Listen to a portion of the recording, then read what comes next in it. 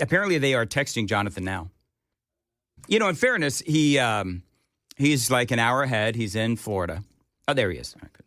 Stand by. Don't shank it, Mandis. Don't shank it. Don't shank it. Yeah, make sure my audio's up. Come on, Dan. Mm-hmm. You can do this. Don't sing to Johnathan Cain. Don't sing to Johnathan Cain. Or to anybody for that matter. Shut up, John. 8:10 on Nashville's Morning News on Super Talk 99.7. Johnathan Cain, are you with us? Yes, sir. How are you doing, Dan? Good morning. Johnathan, I'm doing great and glad you could join us this morning for so many different reasons. Now, I don't know if you remember, but I've done a couple of different interviews with you. I'm such a fan. And I was just telling folks that, and I don't mean to make you feel old, but I was 13 years old when I discovered your music. And I kind of went backwards. Like my first album was Journey's Escape. And then I went back and I bought Evolution. I bought Infinity. And then, of course, everything that happened after that. And then I went back, because of you, I went back and I discovered the music of the Babies. The Babies, yeah. So I realized that we're going really deep. We have an underwear commercial out, a Hanes commercial with Back on My Feet Again. It cracked me up. Oh, that is so funny. Well, really but I don't want to talk to you about the past. I want to talk to you about what you're doing currently, because I got to tell you now, this song, which is called No One Else, and it is your tribute to Charlie Kirk.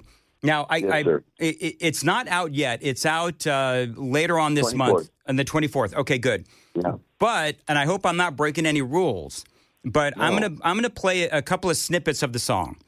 And I got to tell you that this morning when I was listening to this, and people that know me know that I'm an easy crier, but when I was watching the video, it's very touching, because the video, as folks know, and we're big fans of Charlie Kirk here,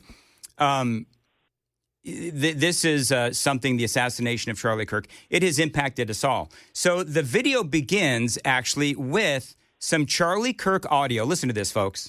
We as Christians are called to go into the public arena to correct error with truth. So I go to college campuses and there's a lot of error. We're all sinners. We are all live in error. I'm far more interested in what God wants of me than what I want from God.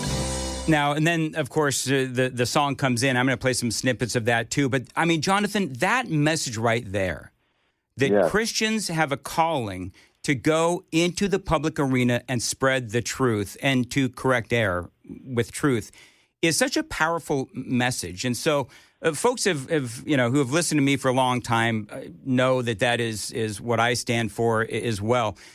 Was it that reasoning why you ended up going into from rock and roll, and now you've got a very successful solo career, if you will, in Christian music? Was that part of your journey as well? Just no pun intended, but tell me a little bit about, number one, your admiration for Charlie Kirk, and is that the kind of sentiment that brought you into the world of Christian music? Honestly, Charlie and my wife and I, we crossed paths many times. Of course, my wife is director of that White House Faith Office, right, Paula White Cain. So she works with President Trump. And so over the years, since 2015, when we were, sort of getting ready to help Mr. Trump become president, Charlie was at a lot of these meetings, and we became, very close. And he was very, very politically motivated to, it was a conservative on fire, and just trying to use the campuses to sort of, fire up the base, because he saw there was a lot of conservative kids that were frustrated with their convictions, and he sort of let the cat out of the bag going in the colleges and saying, okay, you got nutty professors, this is what the real deal is, right? And everybody went, right. And, sort of unlocked the youth that, helped drive the MAGA movement even, or the bro movement. We call it the bro movement, right? Mm-hmm. And Charlie was a big part of that, and then, he married Erica, and she led him to such a Christ-like, I would say awakening. He's from Chicago, my town, but every time I saw him, he would be telling us about something new he was doing. And, I remember at the convention center, in Cleveland, he had a sign, and he was holding a sign, "Big Government Sucks." And that was the first time I saw him. And he was getting interviewed by this TV guy. "Who are you?" And Paula and I were kind of laughing. And then we saw him over the years. Of course, he got to be really close with Don Jr. and, worked on Don Jr.'s staff. And then, of course, was one of the youngest guys to ever speak at the 2020 RNC when that COVID thing was going on.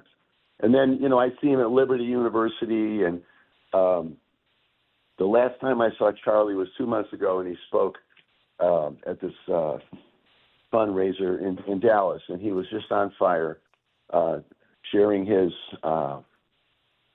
take on the younger generation and how crazy the ladies were mixed up and just unfulfilled. He said the young ladies in college just don't know why they're missing something. And he said it's the church's responsibility to get ladies to think about being married and having a family, and it just reminded me of my dad, but very old school values and yet very patriotic. And I think he brought the word patriot back to our society. I mean, him and Trump, he was so much like Mr. Trump in so many ways. Just absolute. I mean, I don't have a picture of Charlie because he was always running to the next gig. Yeah. I want to play another soundbite from this song, No One Else, Johnathan Cain from Journey joining us, and your Charlie Kirk tribute song. I love this hook. No one else reached generations, could heal with truth and conversation, setting all differences aside. No one else could question hate, turn hearts and minds with true debate. From the battle, our nation will arise. Faithful servant, you've done well, no one else. I mean, Johnathan, I'm here to tell you, amazing. Will you talk about when you wrote this song, the experience of writing this song? What emotions did you go through? You, of course, knowing Charlie, how long did it take? Tell me all that. Well, you know what really triggered it, the whole idea of this song was after Senator Cruz got on Fox and said he was irreplaceable, right? Charlie Kirk was irreplaceable. And I got goosebumps. And I thought, and I think God just gave me the idea that there's no one else, he was it, to do the job he was called to do. And he had, and so it was just so unique. And when I looked at the body of work, watching him get assassinated on TV was a process, and then you went from sadness to anger, and you're like, that's the end of free speech. Is that what happens with free speech on the campuses, And then you get depressed. You go, what is wrong with our country, And so what can I do? What can I do to make a statement about how much I appreciate in the core of my being what Charlie Kirk did for our country? And I had to do something, because I felt like, man, look at what he did. Look, he was like an apostle that sacrificed his life for the cause of patriotism and freedom and free speech and against. And I've always been against this groupthink, and ideology. I'm reading this book called Parasitic Mind, and it's wonderful, written by this neurologist, and he kind of frames it perfectly. What's wrong with our society, in so many ways, but we can't settle our differences with violence. And so I just felt like I had to do something. And that's me. I write songs.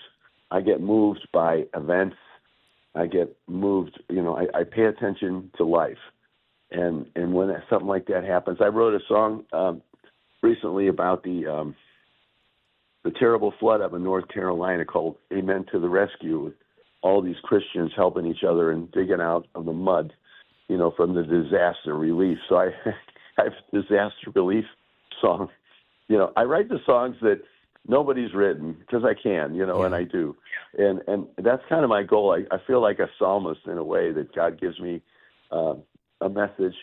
And, but Charlie's, his goal, I think he wasn't a pastor per se, but yet he pastored a nation of young people and brought them to consider Jesus, which is, are you kidding me?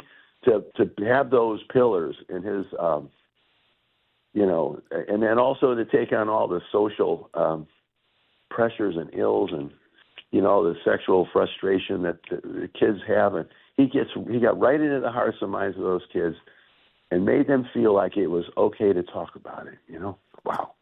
Johnathan Cain joining us. And Johnathan, let me ask you this. Your songs have always had, many, many traits, but one of them has always been hope. Don't Stop Believing, the song Escaping. I don't want to embarrass you with my knowledge of your songwriting, but where we are today in America, are you finding it a little more difficult to find that hope to put into your lyrics? I think it's there. I think it's, so here's what it is. It's a desire to drive it, to put truth back into music, to put the biblical values that our country was founded on have to be proclaimed over and over again. And we have to turn to the truth and insert those ideas in the music so that they are, because when words fail, music prevails, right? Yep. And music will continue on. We'll always remember Bob Dylan. We'll always remember, John Lennon. Come on. His music lasts forever. And I think we, as writers, we have to write the truth. We have to, if the journalists aren't going to report the truth, then we certainly must write about it and must glorify it and chronicle it any way you can. And I wanted to leave something for Charlie's legacy that just says, hey, let's frame this and say what it is, because he really, I don't think anybody but Billy Graham has had a bigger effect, for the revival of the kingdom of God. Absolutely not. And I applaud Erica for bringing Charlie around to see the ways of Jesus. He always had it in him, I think, but her burning desire to walk in the way of Christ really rubbed off on him, and he understood that the path to truth and freedom really resides in the Lord, mm-hmm. And it starts with the Lord. And just like every great marriage, you have to have God in the middle. And that's what he understood and what he was teaching. Your wife, you mentioned earlier, Johnathan Cain joining us. Your wife is President Trump's spiritual advisor, Paula White Cain, very famous. He has expanded her role, but talk about your own path from, this is how it's been described, rock and roll excess to a more grounded Christian artist. Is it difficult to play both roles as keyboardist in Journey and Christian solo artist? You've got, 8 Christian solo albums out? Yeah, it's about 7. No, honestly, one feeds the other. Dan, here's how it goes. It's like, God gives you massive blessings and favor, and you write a song of hope that gets appreciated and gets heralded and gets multiplied. You know how the Bible talks about multiplying? Mm-hmm. Don't Stop Believing was a song that was multiplied by so many times, that a song that's almost 50 years old would go on to do that. And so, but where else does that come from? It only comes from the Lord. And how does a kid from Chicago that played the accordion end up in Steve Perry's living room writing it in the first place? I was in a band called The Babies, and we could barely pay the rent, how does that happen? And so there's a gratitude and appreciation for me that certainly that has to be the next step when you're able to bless people. And then I get these letters from people that were going to commit suicide, and they heard "Don't Stop Believing," and they thought better. And I've heard people that recovered, from sickness because they played "Don't Stop Believing" over and over again, and "Only the Young Can Say," and all these things. It's kind of like I've always been on the cusp of a sort of a pastoral rock experience. When I've blessed people, I've worked hard for Make-A-Wish Foundation and St. Jude's, and so if people want to come backstage and have me pray with them, I'll pray with them. I wear my Jesus on my sleeve. It's like, I'm a Christian. Too bad if you don't like it. I'm a conservative. But when Charlie was assassinated, that was when I said, gloves off. I'm coming out, and I'm going to do something. I saw Jay Feely, the field goal kicker. He's going to run for senator of Arizona because of Charlie. Wow. Because of what happened to Charlie. He just really lit a fire in me. And I just want to continue his movement any way I can, as I go down the road. And so I've been doing it with my wife. We've been doing amazing humanitarian things with, disaster relief and feeding. And all during COVID, we were feeding people, and got Mr. Trump to, move the capital to Jerusalem, Oh, yeah. all these cool things that, you just put it. He listens. He's a president that listens to smart people, and then he pulls the trigger. And I haven't seen anybody batting 1,000 like he is. He's just he's so funny. He makes me laugh, and at the same time, I'm in awe of his energy and his joy. He absolutely loves his job. Yeah. I got to have dinner with him once in the White House, right next to him, and all I could see was this guy that just loved his job. And he was so excited about how much money our country is going to make on the terrorists. He says, we're going to make billions, John. It's going to be great. But really excited about the changes that he could make, and that's all he wanted to do from the get-go, And so now we're seeing him in kind of double-time Trump here. Yeah. So well, one of the things I will say is that you have said on Facebook that you're also dedicating the song "No One Else" to President Trump. You say, a leader who continues to stand for truth, freedom, and the values this nation was built on. Of course, ironically, the Last Journey album was called Freedom. I want to play one more soundbite from the song "No One Else," Johnathan Cain. No one else moves in the spirit like you do. No one else can move our hearts to all that's true. No one else. I mean, such a great song, and it's got all the, all of the things that we know about Johnathan Cain, from the soaring harmonies to, the piano, and just, very well done. And congratulations.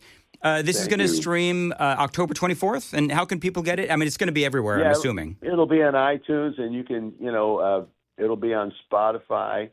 And I'm thinking of putting a free sort of download on my website. Just drop your email or way we can get in touch with you, because I'm going to try to grow the ministry the next couple of years and do some things, and just continue on with the music that God gives me. I got an EP coming out. It's called "Only a Prayer Away," and that'll be out before I start on the next Journey tour. We actually are playing in Nashville, April 27th at Bridgestone. Really?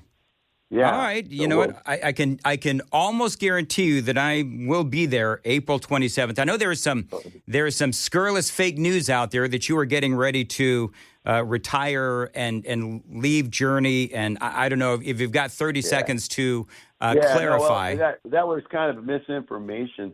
What was really said in the article I did for Charisma was that I was going to do these next 2 tours and just kind of wrap it up, because I felt like I didn't want to die on the road, in my sleep at 80 years old, like John Lodge did with the Moody Blues. I was very disturbed when I saw that. But it just feels like a good time to, to enjoy my grandkids and my family. And I've given a lot. I've given enough. And I would never, ever duck out on my fans without saying goodbye, because I'm grateful for them. And I always plan on doing one last hurrah. So this is going to be it for me. Okay, so I want to make sure I have this right. So this next tour is going to be your last with Journey.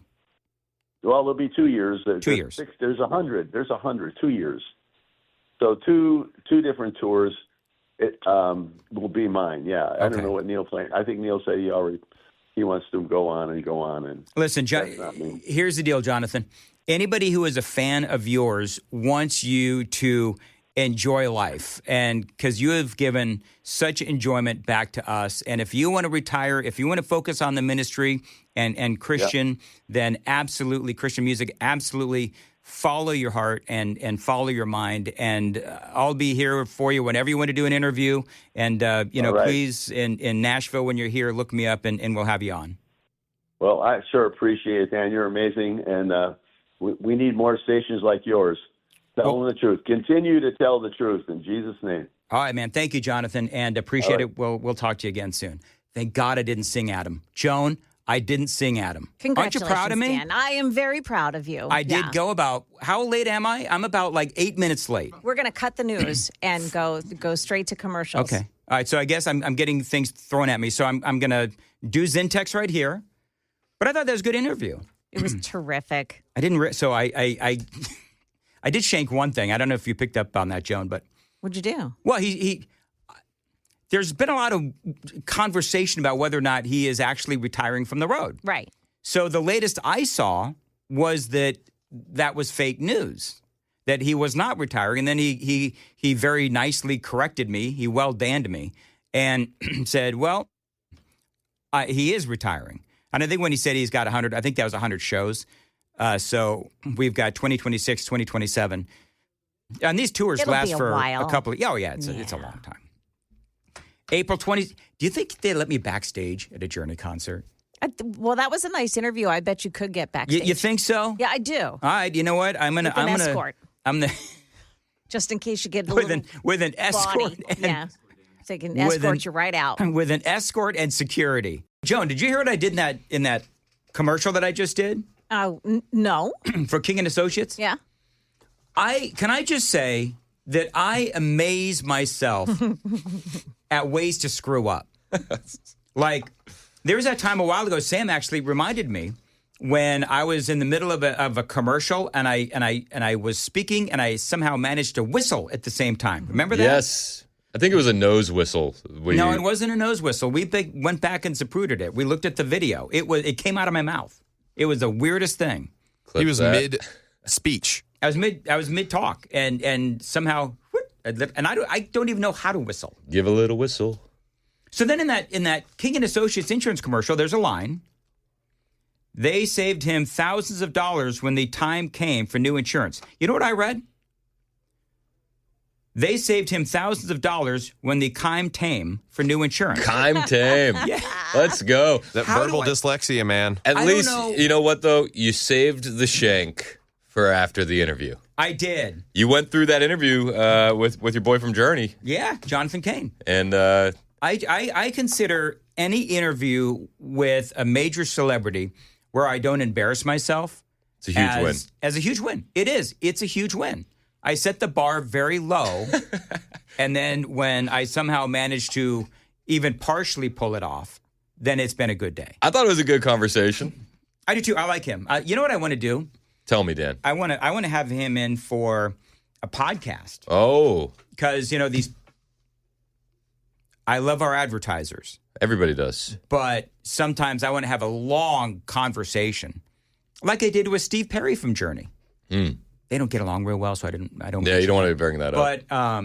But I had like a hour and a half interview with Steve Perry that's living in its infamy on the internet somewhere. I was surprised that he was as based as he was. Mr. Cain. Johnathan Cain. Yeah. I actually, believe it or not, I like his Christian music. He's got, I think, 7 or 8 albums out. Admittedly, I don't listen to much music these days, but I like his music. His first album, I think it was called What God Wants to Hear, was very good. That's the first time that I interviewed him. And that's when I sang his least favorite Journey song, Back at Him. That's great. It really wasn't, actually. No, it's awesome. Because even today, you can look back on it, it's gold, and the audience remembers. That's what Joan was saying. I haven't looked at this super text, but you had that interview with Don McLean. I had an interview with Don McLean, and I pushed back on him because he was anti-MAGA. Yeah. And then it was like a month later, he came out, and he said, we're in the middle of this woke bovine scatology, and I take full credit for turning Don McLean. You fixed Don McLean. Not anybody else could have done what I did. Now do Rosie. I don't deal with what?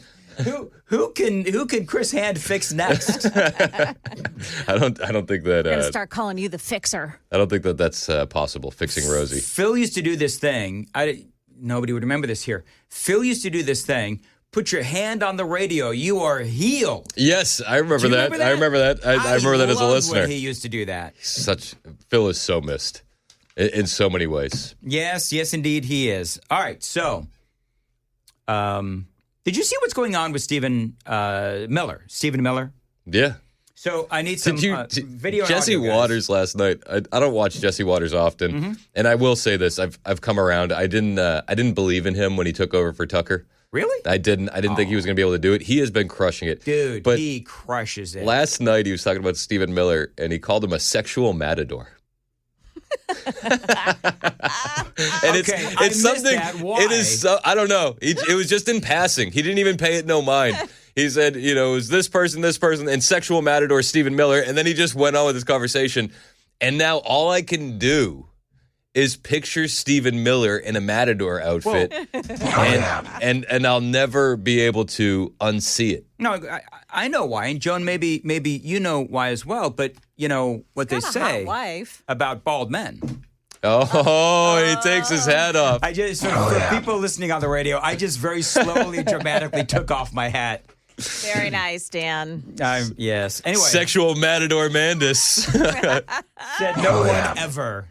Oh, that's hilarious. Real quick. So Stephen Miller, he's got to move out of his, you know this story? I don't. So Stephen Miller bought a home in 2023 in hoity-toity woke Virginia. Mm-hmm.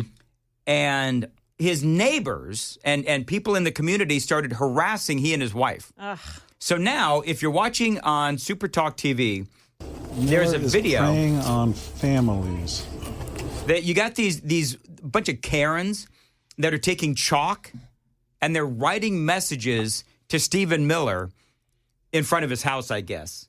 Miller is preying on families is what they are chalk writing on the sidewalk, and this guy. Yeah, let's ignore the families of Lake and Riley, Rachel Marin, yes. Jocelyn Nungary. Let's just we'll breeze past that. If you listen to this, do you think that's appropriate rhetoric? 4 days after a political leader was assassinated. This was 4 days after Charlie Kirk's assassination. Wouldn't that incite a reaction to? Oh, shut up! Wouldn't that incite some sort of violence? No, I'm not kidding. Not unless you're insane. I mean, if you're insane, anything could incite you. But if you're saying he's preying on families, like 5 or 6 women there, and they got their little chalk. Just like, Tim Wall says, ISIS Gestapo, and he's a fascist and all that. Don't you think that motivates people to do crazy things? No, I don't. You don't. No. You don't think there's any responsibility in this kind of rhetoric? Preying on families. Can you explain yourself, though? I love this. They can't even explain what preying on families means. Or you're just going to write some inflammatory rhetoric. Okay, well, if you stand by the words, can you explain them to me? I don't have to. I think this might be harassment. Yeah, I think so. Back off. I feel threatened by you. Actually, touching me is... No, you are threatening women. You're a tall man, and you're threatening us, and we feel unsafe. Oh, my God. You're threatening women. You're a tall man, you're threatening women, and you're making me feel unsafe. Oh, as they write those messages out in front of Stephen Miller's house. So he lives in Arlington, where it went 77.5% for Kamala Harris. Yeah. Over Donald Trump. Okay, so can I just say this, though?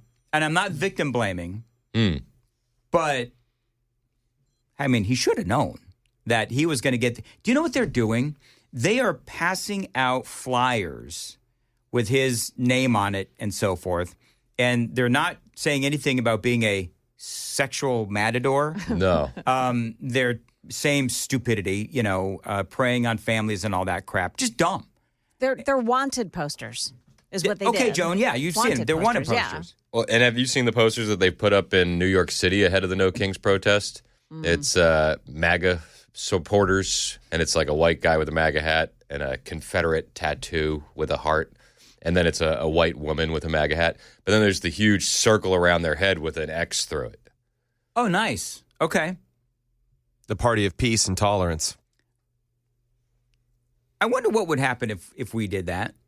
Oh. What would have happened if we went out, Chris Hand, you and I, and Joan can come too, and Sam, you're welcome.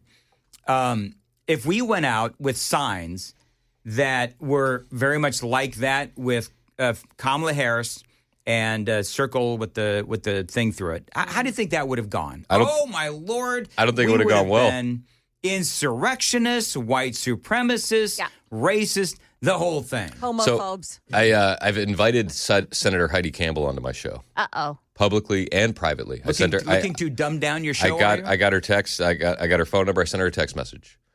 Now I don't think she's going to come on, and I will take a little bit of personal responsibility. I did call her a joke on X the other day.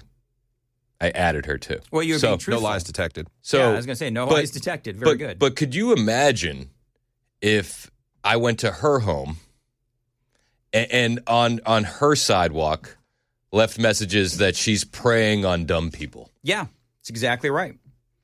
The outrage mob would be losing their minds. How dare you tell the truth, Chris Hand? I have a different, Joan, what do you think about this theory? Okay. I think that Heidi Campbell, and just work with me here.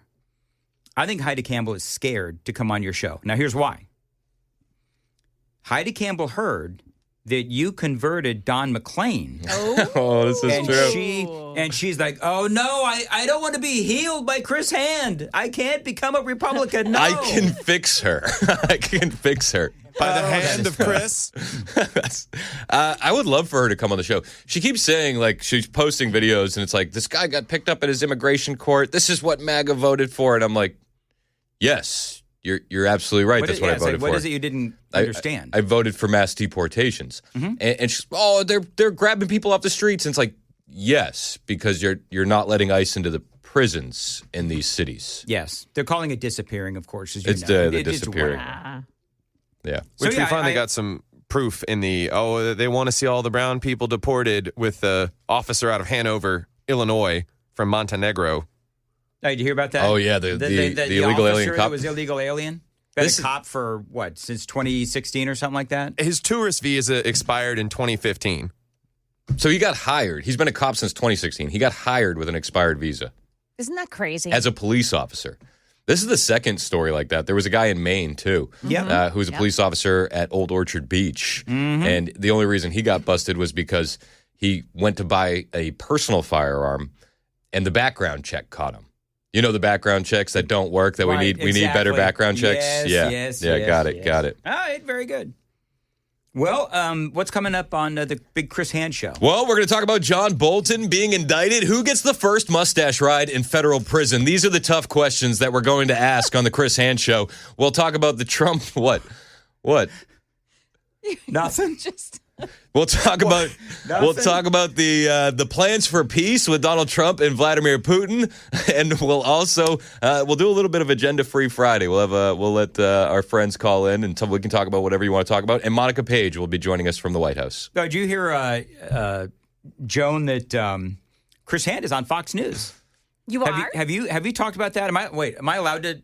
I mean, yeah, if you want to. All right. So this was really funny. As a matter of fact, I wish I had thought that I was going to do this. Amy and I are watching Fox News yesterday, and somehow in her drug-addled mind, She actually saw Chris' hand on the telly on Fox News. I didn't even notice it, and I was, for once, perfectly sober.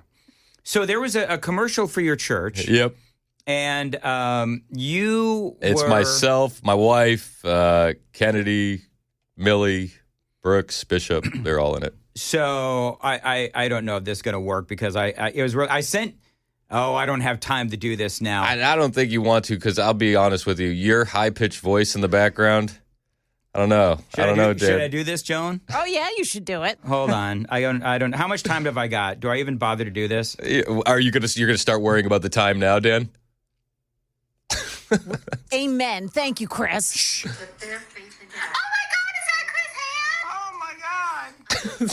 You hear Dan in the background? Oh my God! That was staged. That was staged as all get out. That was me and Amy, and we videoed the TV. I'm like, rewind that. Rewind that. Is that Chris? So it was Chris. Yep. All right, very good. Got to go.